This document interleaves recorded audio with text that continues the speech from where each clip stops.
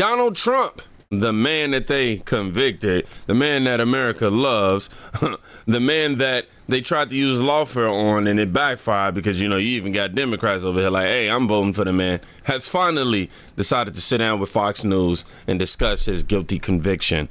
Quote, "These are bad people," was said. So let's go ahead and check it out. Well, look, I'm fighting for the Constitution. I'm fighting for the same thing that you three. I watch you all the time, and same thing that you do. You fight for freedom. You fight for your country.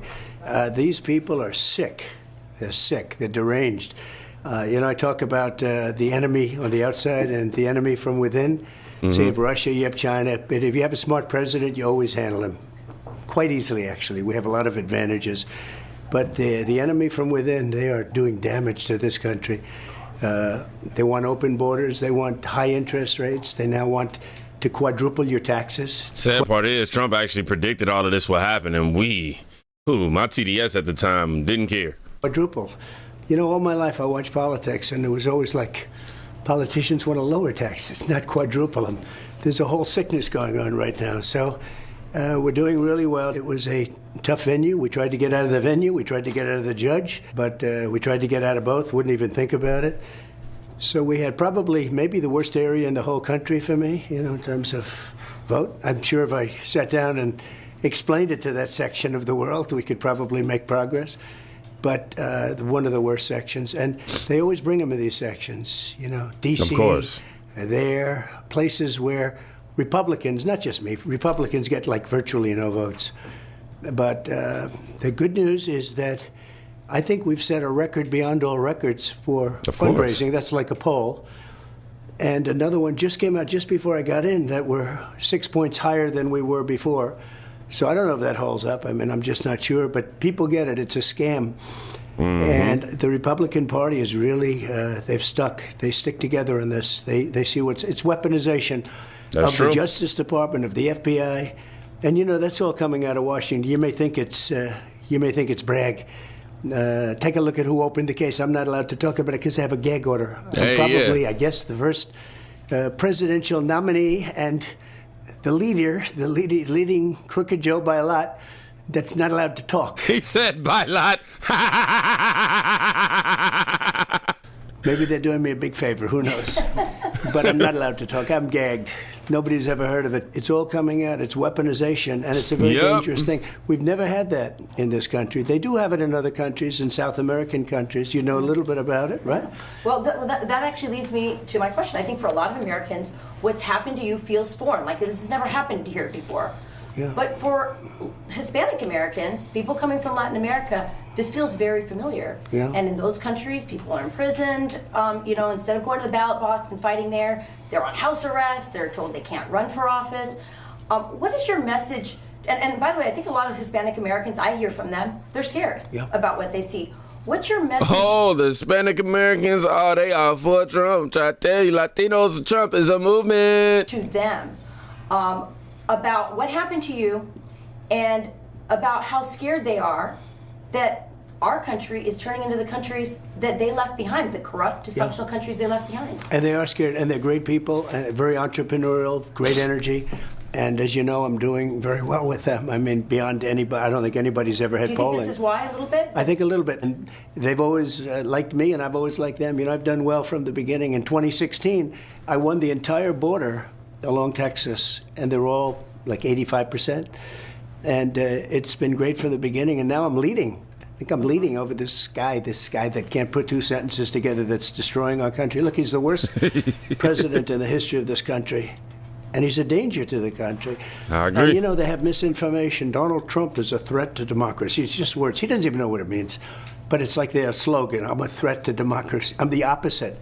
They're the threat to democracy. Mr. President, I want to return to the verdict, and I want to explore something you've said several times already in the conversation. You've referenced these people.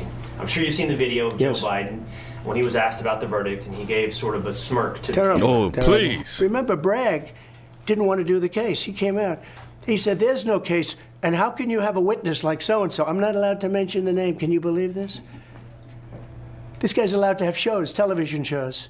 I'm not allowed to mention the name. It's so unfair. But regardless, you have to You have to really play the hand that you're dealt. Yep. And then you had a jury that was, from a certain persuasion. Would have been hard to do no matter what. But I did absolutely nothing wrong. I mean, absolutely. Think of it. I hate when they say a bookkeeping, this and that. It's not. It's called, think of it, expense. I use the word expense. Legal expense.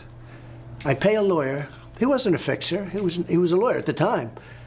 I pay a lawyer, and he's a lawyer. It's called legal expense.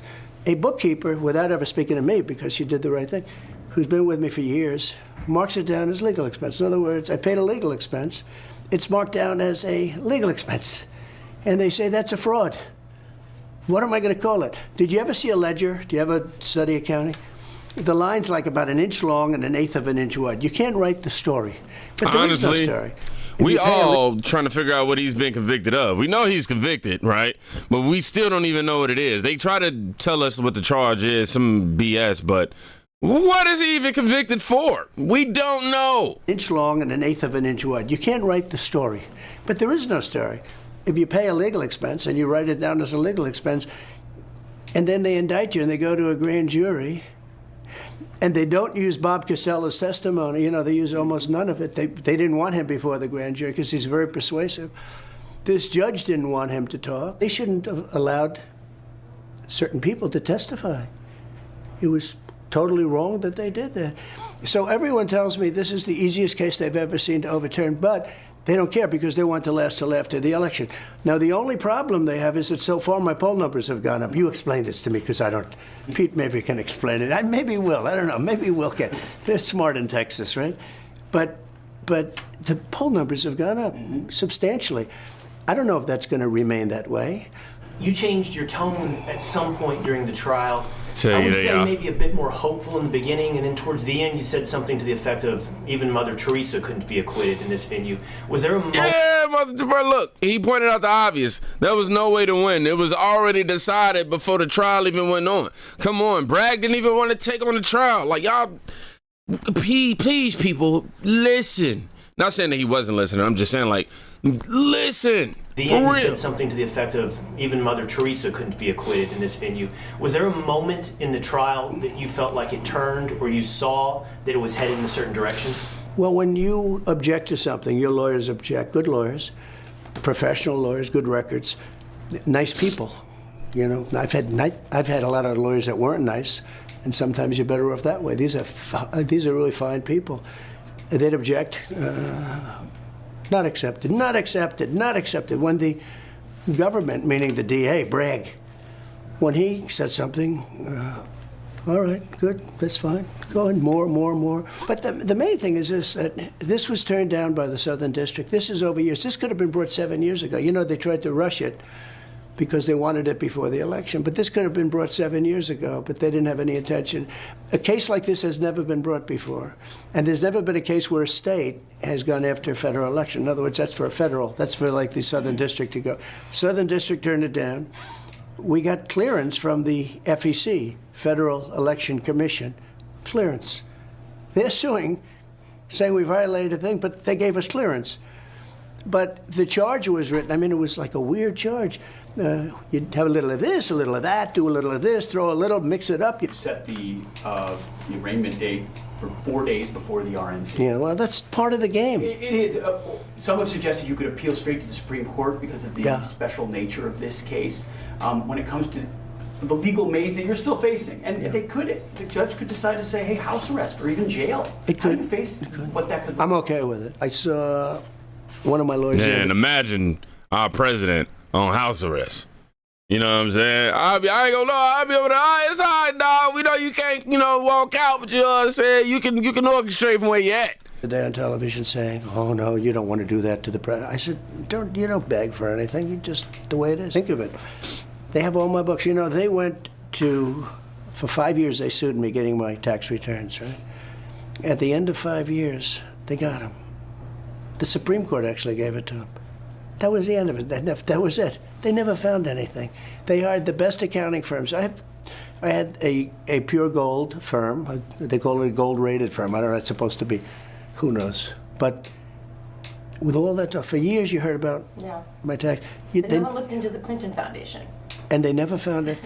They never went all the way with the Clinton Foundation. They Of course never not. went all the way with the Clinton Foundation, Yeah. which is sort of interesting, isn't it? But so that could happen. I don't know that the public would stand it. You know, I'm not sure the public would stand for it. With a, Say if they tried house arrest or... I think it would be tough for the public to take. You know, at a certain point, there's a breaking point. Yeah, it'd be tough, you know, but again, we still gonna be here rocking with you. Take. You know, at a certain point, there's a breaking point. People ask you, why do you do this? How can you do this? I mean, not to mention the rally after rally, the energy. But maybe the question isn't how do you do this over and over, but how does your family do this? All the obstacles, these are things you care about. Your ambitions for the country. What about everybody around you? So I think in many ways it's tougher on them than it is on me. They're good people, all of them, everyone. I have a wonderful wife who has to listen to this stuff all the time. They do that for this reason. They do that, all these salacious names that they put in of these people. And I'm not even allowed to defend myself because of a gag order. Think of it. But they put this stuff in to create havoc. These are bad people. I know everything they're doing. I know every move they make. I get it. But a lot of people don't.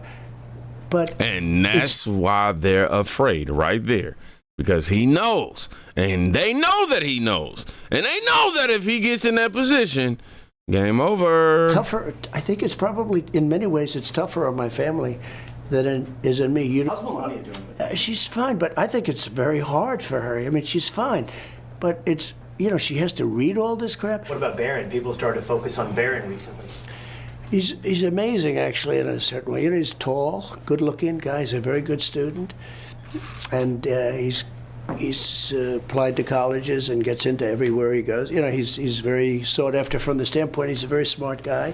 He's a very tall guy, but he's a great kid. He's cool. He's pretty cool, I'll tell you.